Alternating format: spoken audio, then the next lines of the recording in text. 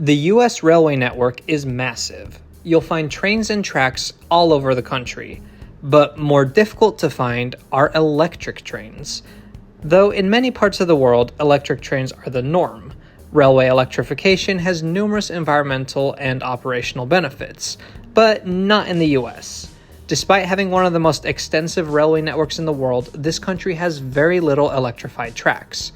The most famous line that is electrified is the Northeast Corridor between Boston, New York, and Washington, D.C., but there are a few other lines spread out across the nation.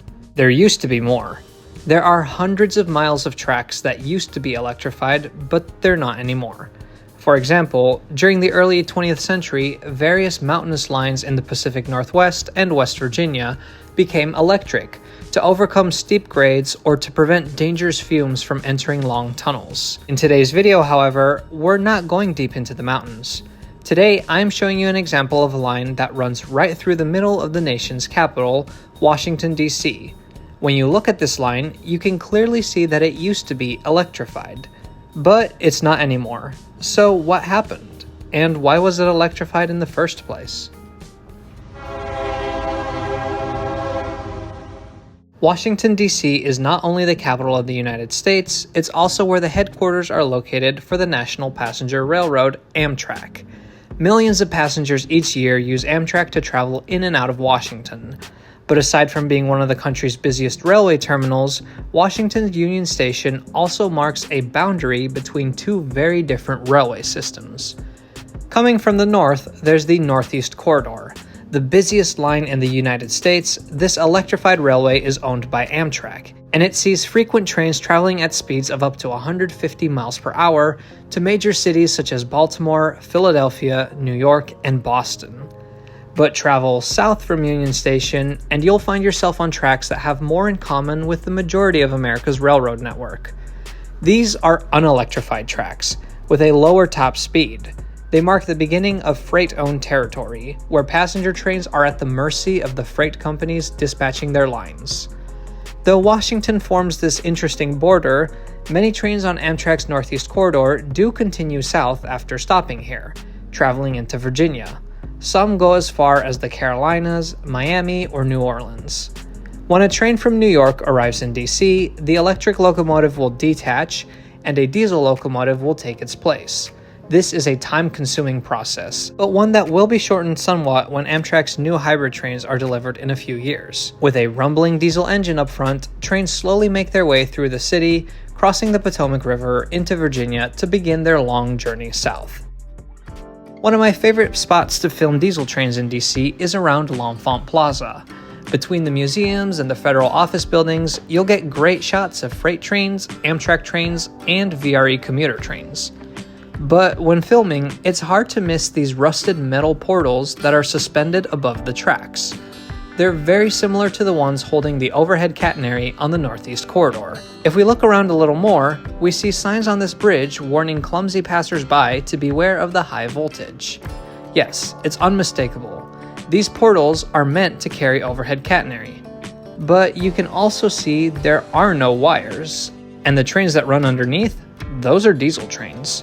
Clearly, these tracks used to be electrified, but not anymore. And this isn't the only spot where you'll see this. Prince George's County, Maryland, Southwest DC, they're seemingly everywhere. I wanted to find out exactly what happened here. Why is there abandoned electrification infrastructure in Washington, D.C.? So I began digging, online and across the region. What began as a simple question for me soon turned into a fascinating deep dive into railroad history. Not just of the nation's capital, but of the entire eastern United States. It's a story I want to share with you today, but one I have to tell in 4 parts. This story begins in an unsuspecting place, a metro station in Maryland. The metro has been the defining feature of the capital region since the 1970s. But the history we're investigating today is much older than the metro. Nevertheless, the metro will be an important tool in our journey today, moving us around the city to the different pieces of this story. I'm at the Landover station on the Washington Metro Orange Line. Right next to the Orange Line, there's the electrified Northeast Corridor. That line is used by Amtrak trains, by MARC commuter trains, but Let's hop on an Orange Line train and observe the tracks really closely. Step back. Doors open. The Northeast Corridor remains on our right, but in a moment, our metro train climbs up a very steep ramp. Underneath us, there is a series of switches, and a set of tracks branches off from the Northeast Corridor.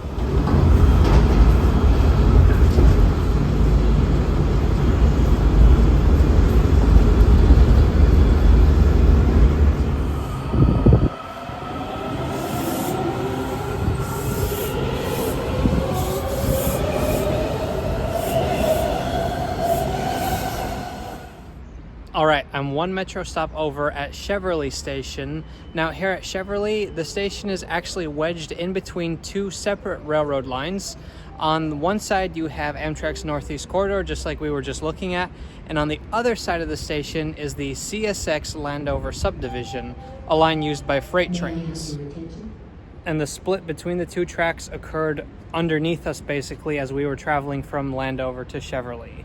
Now, this Landover subdivision still has the portals for the overhead catenary, but the wires are gone.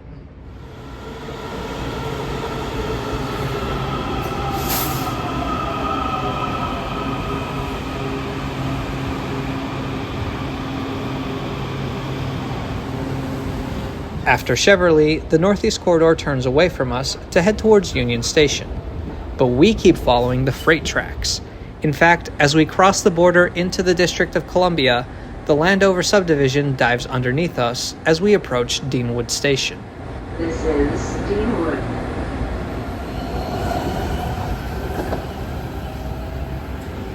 So now I'm at Deanwood. Once again, this Orange Line platform is wedged between two railroad tracks, except this time the CSX Landover subdivision is on our right, and the CSX Alexandria extension is on our left. So what's going on here? In just a few short miles, we followed Amtrak's Northeast Corridor and two separate freight lines. Well, these lines are some of the oldest railway lines in and around Washington, D.C. Long before their current owners took over, the Northeast Corridor and the Landover subdivision were part of the Pennsylvania Railroad, while the Alexandria extension was part of the Baltimore and Ohio. Let's take a closer look. The Baltimore and Ohio was one of the oldest railroads in the entire United States. As the name suggests, its first line originated in Baltimore, Maryland, and extended west. It opened in 1830. However, they were quick to build a line into D.C. as well. The Washington branch opened in 1835, and much of that line still exists today. In fact, if you've ever taken a ride on the Mark Camden commuter line, you're riding it. For decades, the main rival of the Baltimore and Ohio was the Pennsylvania Railroad. Ironically, in the early days, Pennsylvania trains actually used the B&O line to reach D.C. from the northeastern cities. But bad blood between the two companies motivated the Pennsy to build their own line into D.C. They did so through a subsidiary, the Baltimore and Potomac Railroad. The Baltimore and Potomac actually used a pretty sneaky loophole to cheat their way into DC, but I'm planning to cover that in more detail in a future video. It fully opened in 1873, breaking the B&O's monopoly after almost 4 decades. In the 19th century, if you were coming into Washington, D.C. by train, this is where you would end up. During the 19th century, both railroads had their own individual stations near the U.S. Capitol building. The B&O first had a terminal from 1835 to 1851, basically where the reflecting pool is today, but then it was moved to a spot just north of there, and their New Jersey Avenue terminal remained there for the next 50-plus years.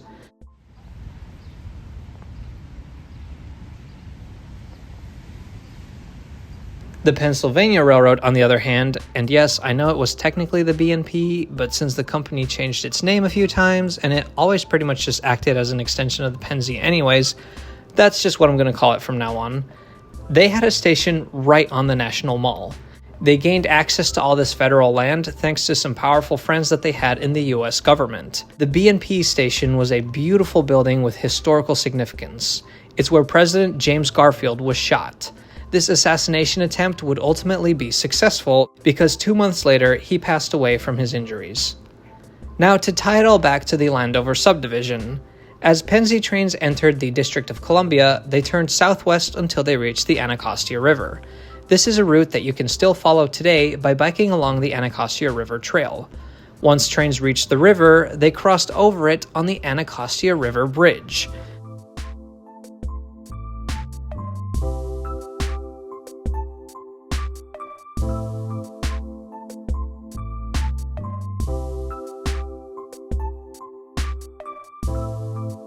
Soon after, the tracks turned northwest, and after traveling through the Virginia Avenue Tunnel, trains would cross the National Mall to terminate at the station.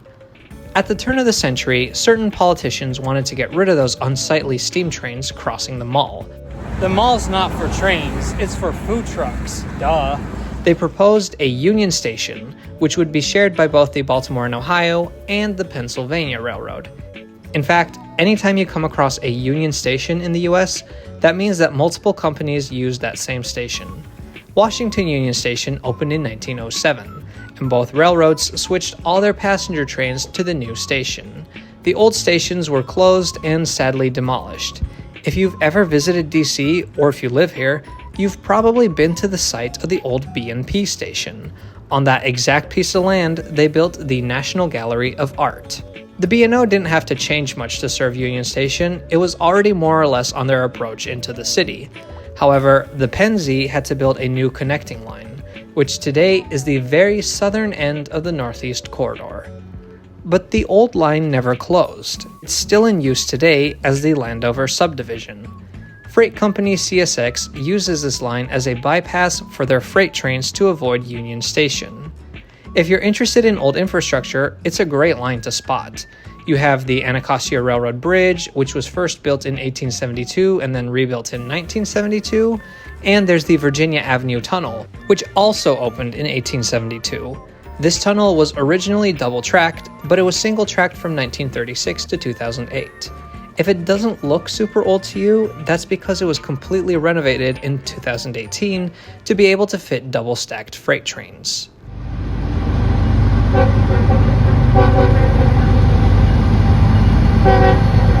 So if a freight train is running on these tracks, where is it going? Well, to Virginia, of course.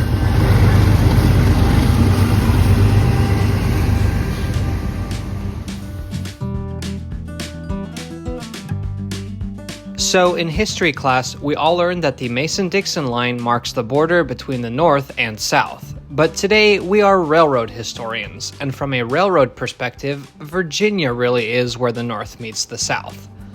During the 1800s, several different railroads began to sprawl across the southern United States. These included big names like the Chesapeake and Ohio, the Atlantic Coast Line, and the Seaboard Air Line.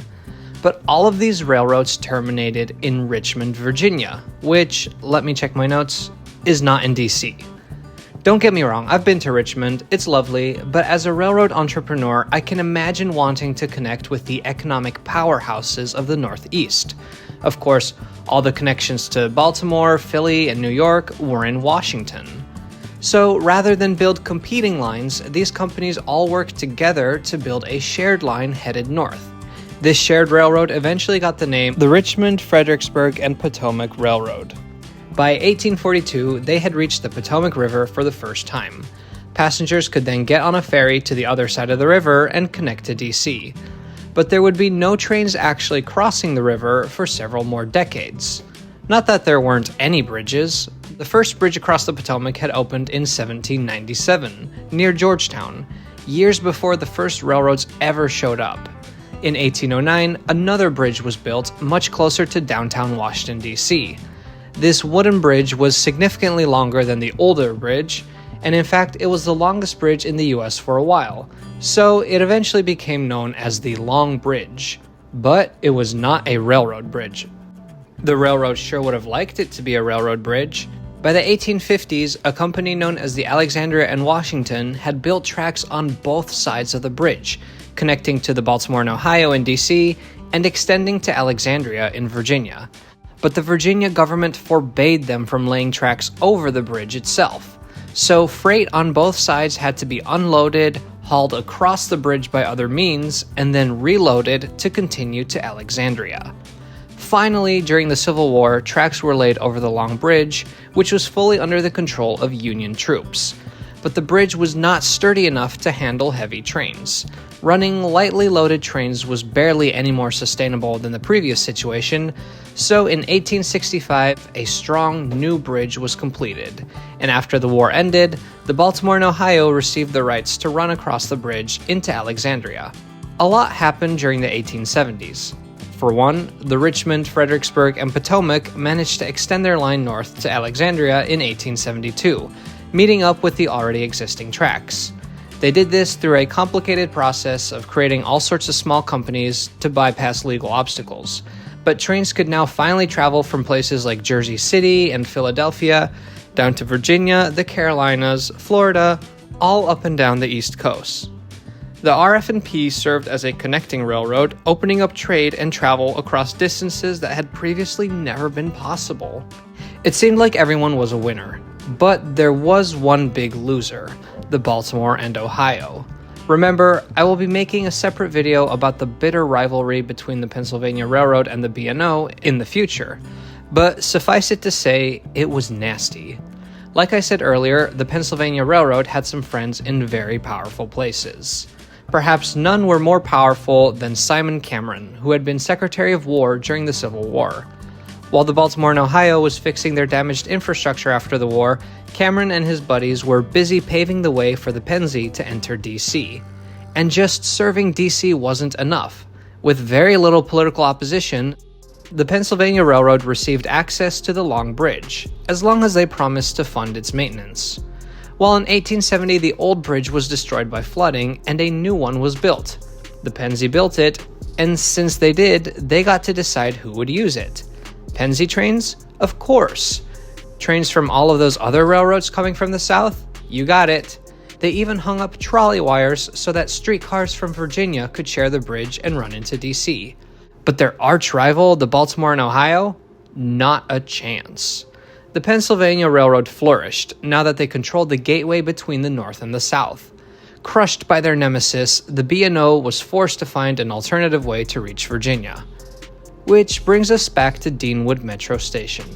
Remember, on that platform, we stood between two freight lines. One of them we've now covered extensively, the current Landover subdivision, which was once the Pennsylvania Railroad line. But the other line, today known as the Alexandria Extension, that was the B&O's emergency response to losing the Long Bridge. In 1874, they built a line down through southeast DC and into Maryland. Train cars would be loaded onto a boat and then floated across the river into Virginia. Finally, in 1906, the B&O renegotiated trackage rights onto the Long Bridge. A connecting track between the two companies was built in Anacostia, and the majority of the line farther south was turned into an industrial spur, later ripped up. 1 year later, Union Station opened. And we've talked about trains heading north from Union Station, but there were also tracks leading south. Southbound trains used the First Street Tunnel, which runs underneath the Supreme Court and around the U.S. Capitol, before emerging to the surface and running on elevated tracks towards the Long Bridge. As I mentioned earlier, freight traffic and passenger traffic were split from this moment on. Passenger trains used Union Station and the First Street Tunnel. Freight trains from both the Pennsylvania Railroad and the B&O used their older tracks to bypass the station. At a point just beyond the U.S. Capitol, freight and passenger trains began sharing tracks again, and to this day, that is still how things work. So how are we doing? We just learned all about the history of trains in DC and Northern Virginia, but if you're thinking, this video was supposed to be about abandoned electric infrastructure, don't worry, I'm finally getting there. The Pennsylvania Railroad electrified several of their main lines, including the New York to DC line, in the 1920s. The reason for this actually had very little to do with DC and everything to do with their suburban trains in Philadelphia. Their suburban trains had been pulled by steam locomotives, but turning those around took up a lot of time and space in their downtown Philly terminal. By electrifying their suburban lines and switching to electric multiple units, the railroad could turn trains around much easier, leading to more efficient suburban rail service.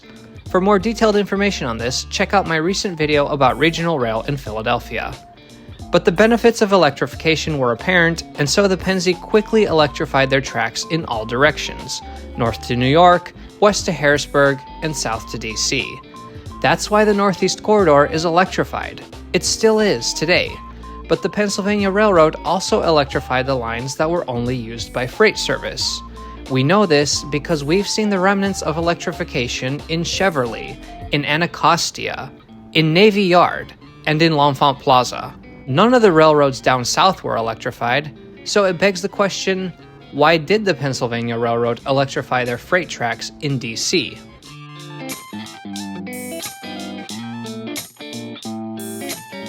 It's time for one last ride on the Metro.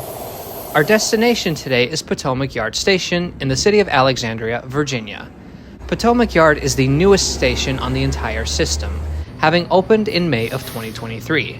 So, what can you find here?